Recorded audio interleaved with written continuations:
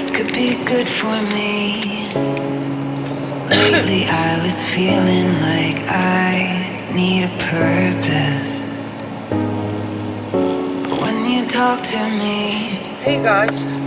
give me the impression that So, as many videos as I put out surface. with a lot of anger and disdain,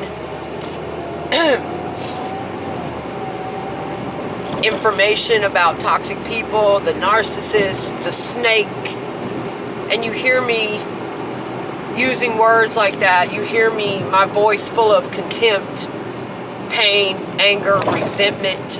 Okay. I need to let it be known that that's one of my survival mechanisms. I would rather do that with my pain. I would rather do that with my anger than self-destruct. And yes, there have been many times where I've been all the routes. I have confronted people to their face. I've held people accountable.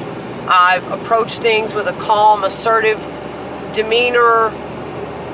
I do have effective communication skills. I've gone all those routes before. But there are times, and I've exploded on people before too, and fought with them. I've been through all the angles of it, okay? But there are times where it's just you. Where you have to cut that off and take responsibility for your own validation, for your own emotions, and you can't talk to them anymore. You can't put that on them anymore. Perhaps you've chosen to cut contact, or perhaps they're not in your life anymore, or perhaps they've passed away, the person you're angry or hurt with, or perhaps whatever the case is. There are just times where you and you alone need to deal with your emotions. Take responsibility for that anger, that sorrow, that pain, whatever.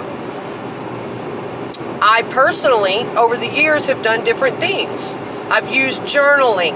I've used songwriting, singing, all types of creative methods. I had a personal therapist for years. I had many different types of ways of dealing, coping, and working through my emotions over the years, yes. And in the beginning of my life, and at some points throughout my life, some of those methods weren't the healthiest. You know, I did have times where I would cling to people and expect them to always emotionally support me and hear me. Over the years, I had to evolve. I had to grow up and realize I'm responsible for these emotions. And I'm the one responsible for how I cope with them, because people are not always going to be there for us. They're not always going to be there to listen. They don't always have time, and it's not their job. We need to realize that.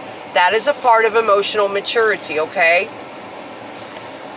Now, that's not to say that if you're in a partnership or family members or whatever the case, it's not to say that people should just shut us out, invalidate us, not listen to us, and never have time for us.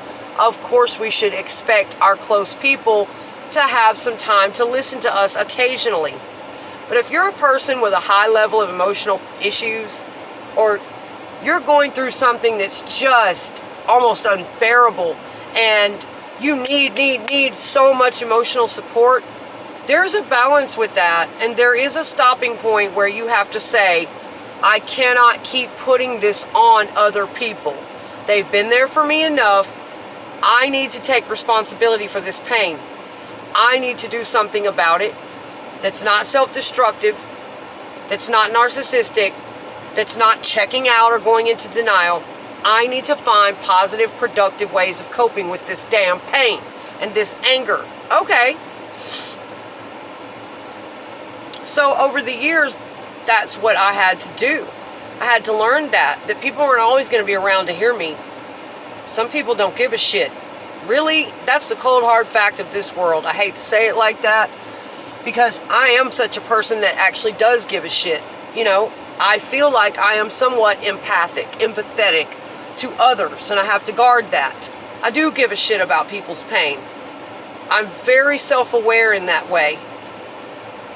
My son, both of my sons, especially my younger son, he's very empathic as well. He feels other people so deeply, and he gets very concerned with their feelings. Did I hurt them? Are they okay? What must they be thinking? And we have to keep an eye on that, though, because we can let that go too far, and it will worry us, and it will hold us back, and it will trap us and make us become doormats even. So we have to watch all of this stuff, you guys. We have to balance it, okay? And so what I'm saying is that over the years, I've done and tried many different coping techniques, different channels and ways in which to release this anger, this rage, this sorrow, confusion, whatever.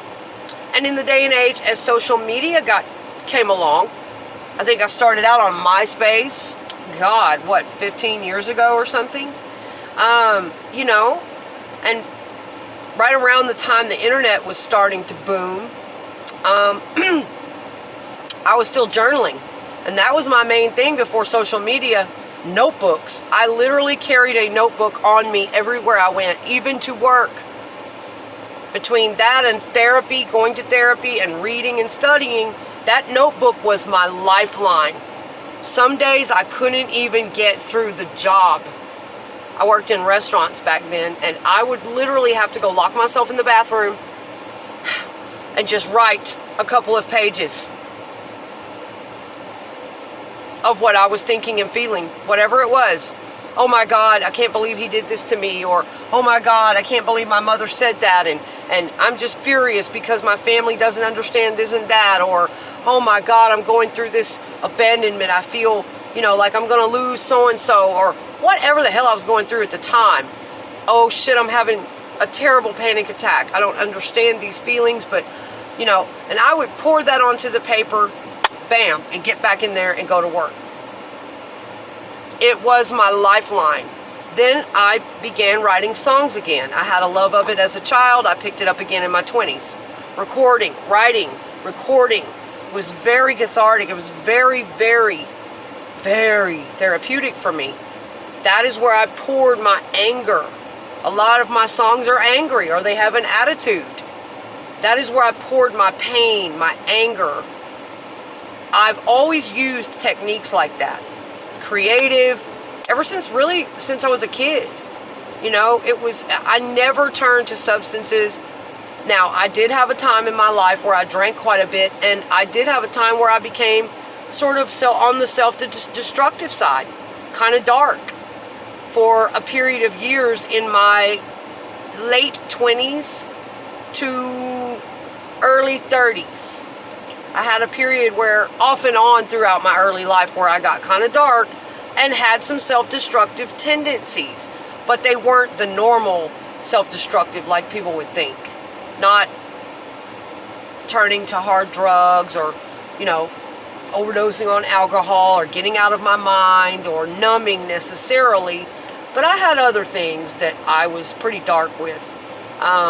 Ways in which I took out pain and anger there for a little while. I'll go into that some other day. But for the most part, yeah, I always turn to releasing it out of my body somehow. And the journaling was great. And then when social media kind of came along, emailing. If someone pissed me off or hurt my feelings or betrayed me, it was a relationship, whatever it was, you can count on a 9,000 page email. It's coming. That's where all my emotions went, though.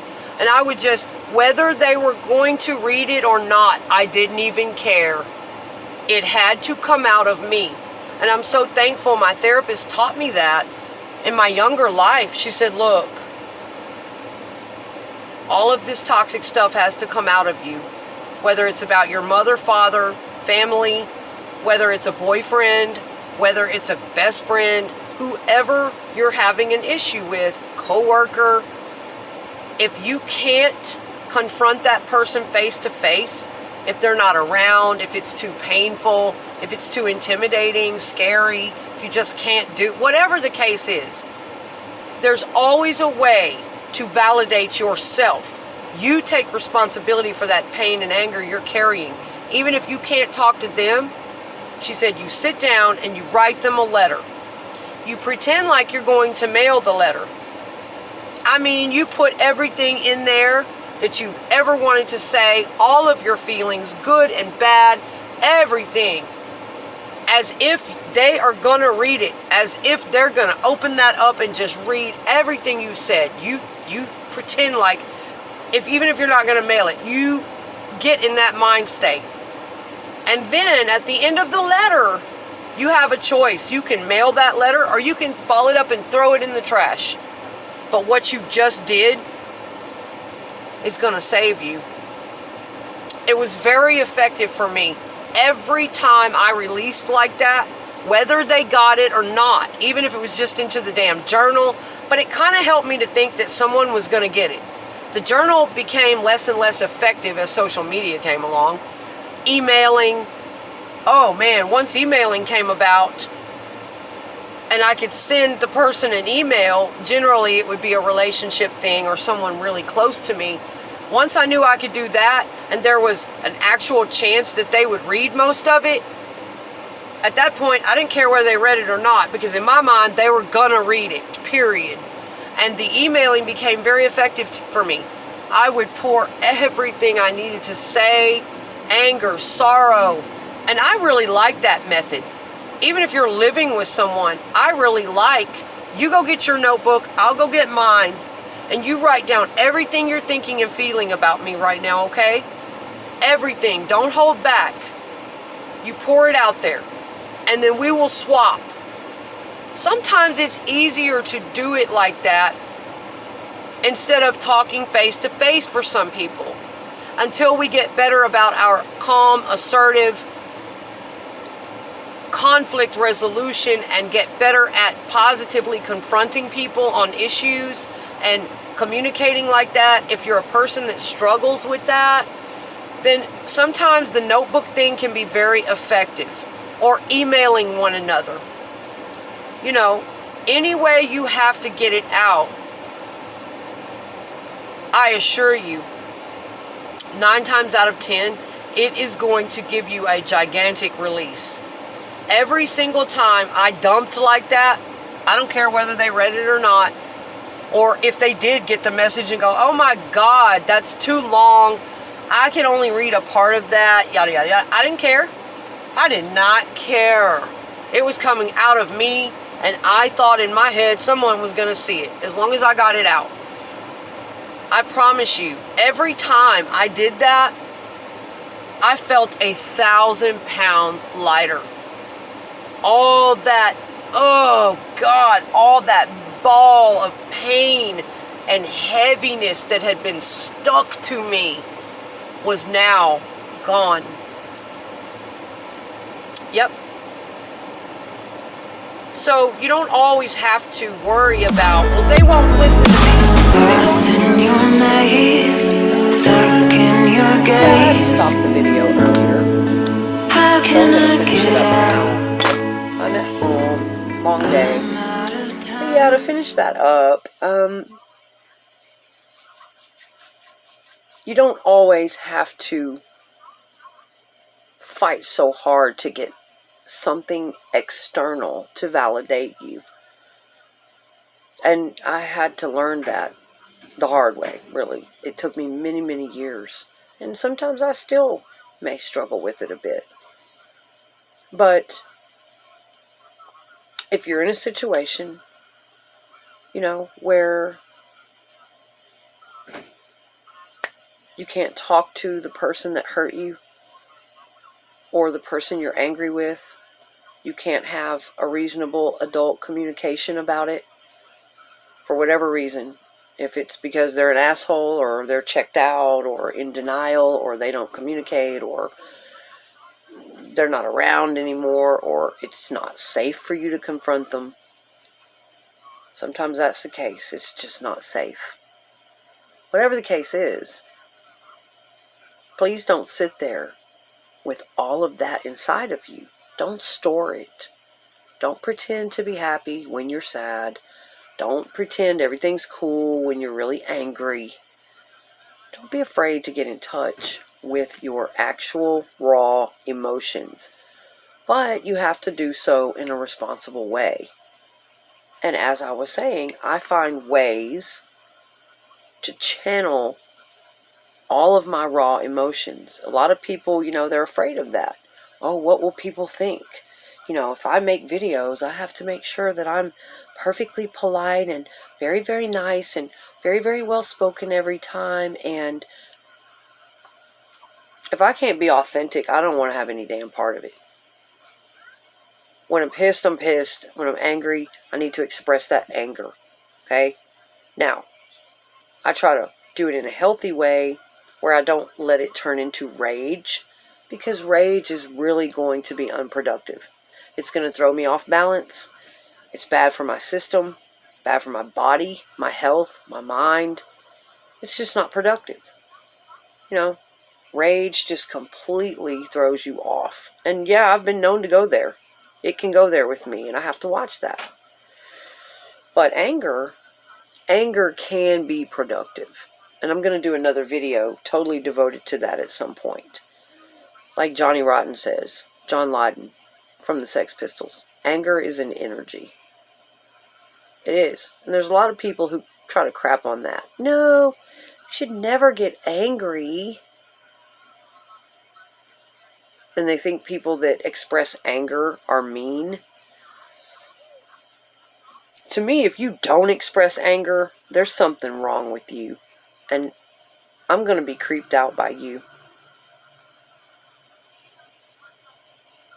I like authenticity. I trust people like that. You need to tell me straight up what's on your mind. And there's a difference in screaming and yelling and cursing and raging and foaming and just spitting out a bunch of drivel and actually asserting your anger in a healthy and positive way. There's a big difference.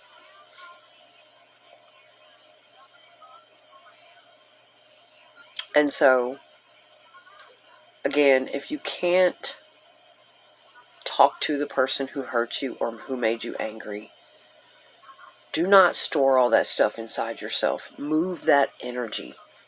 And throughout the years, I had some good teachers and mentors, thank God, that reinforced that with me and taught me that you have to find ways to move that energy. And like I said, I would notice every time I would find a way to channel that, to get it out of me, I would feel 1,000 pounds lighter. I would think, hey, I'm great now, whatever. Whoever you were that pissed me off so badly or hurt me so badly, I don't need you to apologize. I don't need you to do shit. I've got it. I can validate myself. And that's what you have to do. You take your power back that way. When you are staying angry with someone, when you are very hurt by someone, and you keep on and on and on and on at them, and they refuse to give it to you, they blow you off or shut you down, they don't listen, or they're just not around, whatever it is.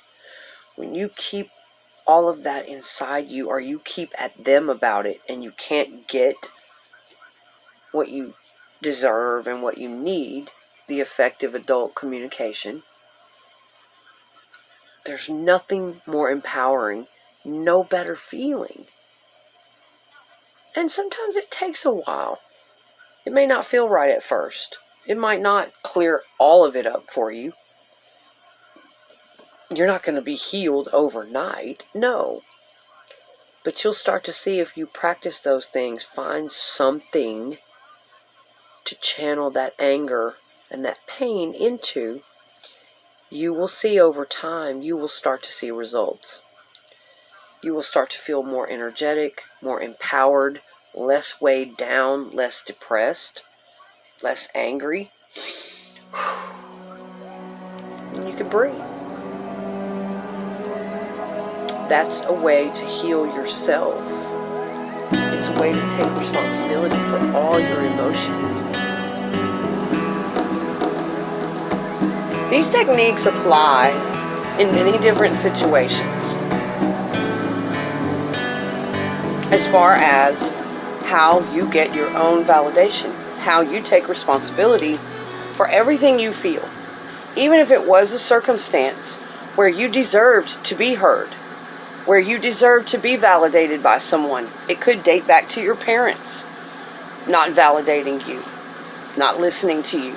It could be in a situation where you're grown and your parents still don't validate you. It could be in a marriage or partnership. It could be a situation to where you had a problem with someone who hurt you, who is now passed away, or who is not available, who is not in your life, or again, isn't safe to even confront them about it, to even talk with them about it. So it's depending on the situation. In any of those situations, though, you can ultimately take the power back. Walking around with that feeling of, I never got to say it, I never got to get it out, I never got to ask that person why. A lot of us get so stuck there. Why did you do this to me? Or, I'm really angry. You know, you really betrayed me. Or, whatever the case is, whatever feeling you have that you might be carrying around that's just eating you up. And whatever the circumstance is with them, these techniques are a way that worked for me to get it out of myself. Because carrying it, for me, was detrimental. And for most people, you don't even realize it. But over a lifetime, if you stock up enough of that stuff, it really does start to wear on you. It really can manifest physically. Sicknesses, illnesses, your heart attack, anxiety disorders. It really can start to manifest physically and start wearing you down and making you sick, aging you, and not to mention the mental and emotional effect that carrying long-term pain, anger, and stress has on a person. So, get it out however you have to, and it doesn't really matter if the person is there or not. Put it into something, some way, somehow. There are many other techniques. Some people don't prefer to write. They don't prefer to communicate it verbally. They feel like doing something physically, going to the gym, punching bag, taking things out physically. A lot of times men are like that more than women. Not every man. Don't get that wrong. I'm just saying, a lot of times men prefer not, they're not as inclined as we are to want to communicate things verbally. You know, that's not the first thing generally a man is going to think of is, oh, I'm going to go get my notebook and I'm going to write this down. Or I'm going to write a letter. Or I'm going to, put this into some kind of communication verbally, get it out of my mind, write it, type it. A lot of times men, they really do want to store things.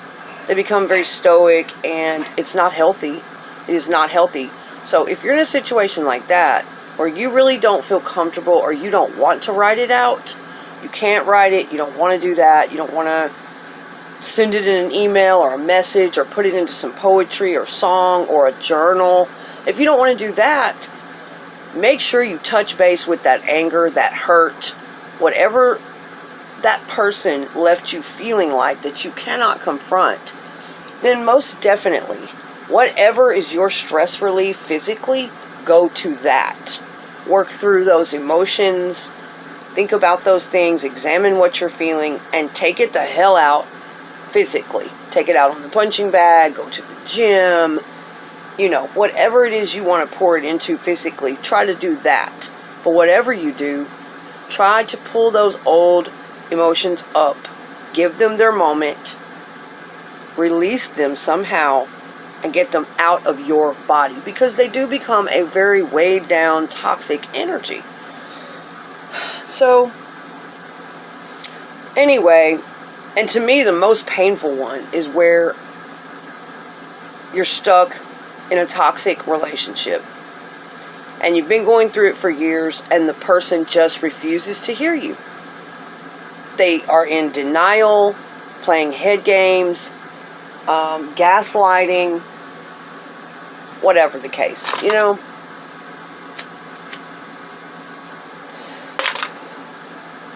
And it's different if someone passes away or, you've been into it with somebody that they hurt you in the past, and you don't have to be around them 24 hours a day. You're not really close to them anymore, but you do still carry something. That is more easily removed and dealt with. But man, when you're stuck with somebody 24/7, and this person is like the main person in your world, they are who you are supposed to be able to communicate with on a mature, emotional level, mental level, every day. This is the person you're living your life with. There's nothing more stressful, more hurtful, more damaging to be stuck with somebody like that, who just refuses, who acts like they're on the mental and emotional level of a child sometimes when it comes to healthy adult communicating and confrontation. And you're stuck with toxic people, and toxic people will hurt you over and over again, and they will not communicate with you about that stuff. It's the worst. I think it's one of the worst types of abuse ever, is psychological abuse. They literally will step on you any way they please. They go right through life just like that, completely unaware of it. And don't ever think for a second they don't know the terrible things they're doing. They do. But they have been so checked out for so long, most of them, that they're just not even there. It's like a robotic thing. They're just going through life, going through the motions, stepping on people, breaking rules, breaking boundaries, and never stopping to think how this is affecting everyone. The last thing they're going to do is apologize, speak to you about how you're feeling about it, how they're feeling about it. They don't even know how the hell they're feeling about it because they're so damn far removed from their feelings, and they've been that way for years, that how the hell are they going to care about your feelings and talking with you about yours? They're not. So that's the worst circumstance. And a lot of people do get caught up in the cycle of, I've got to make them hear me. I've got to get them to listen to me. Why won't they give me this validation? And a lot of the toxic people, when they're in a partnership with somebody, they even enjoy your distress. They enjoy the fact that you're confused, and they like seeing you on that wheel of trying to get them to listen, trying to get them to understand. I experienced it for years, okay? And I couldn't really, it was so perplexing for me, a person who had worked those issues out long ago as a younger person, who had gone to therapy. It was extremely perplexing for me at the age I was in to see this type of immaturity on a middle-aged person. It was jaw-dropping. I really could not believe that they couldn't communicate any better than that they were that emotionally immature. I mean, it's really a shocker when you're older to run across somebody like that, and you won't even be able to accept it for a while. You'll run your brain ragged thinking it's something else.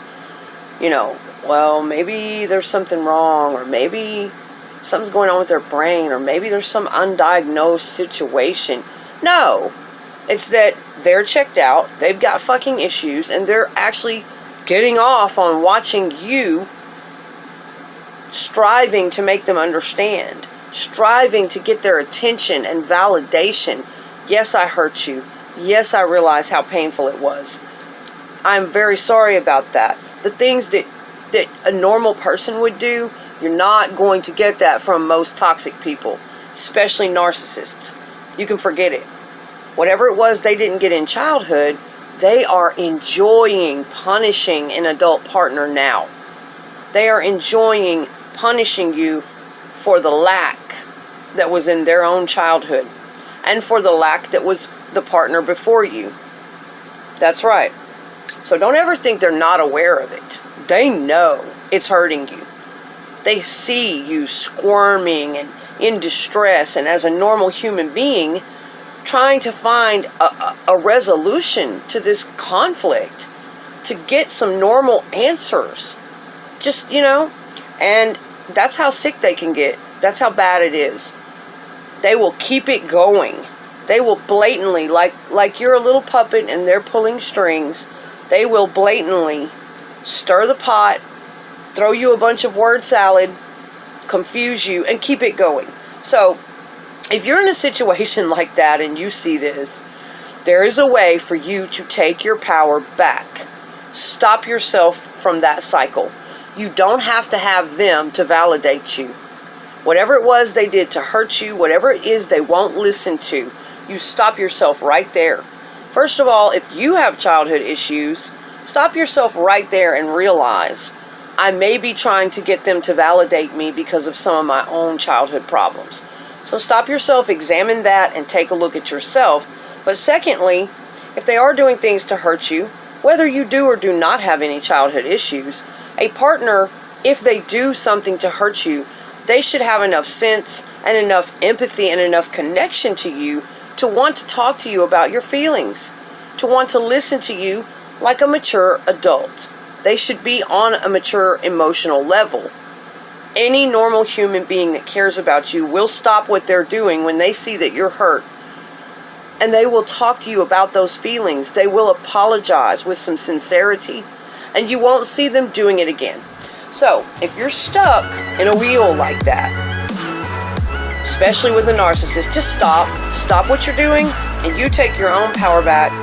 You find a way to validate yourself. Say, you know what? You don't have to apologize to me. You just write them off as a lost cause, because a lot of them pretty much are. Let them sit in their little stupid game, and you walk off and leave them standing there. You go find a way to validate your own pain. Whatever it was you felt,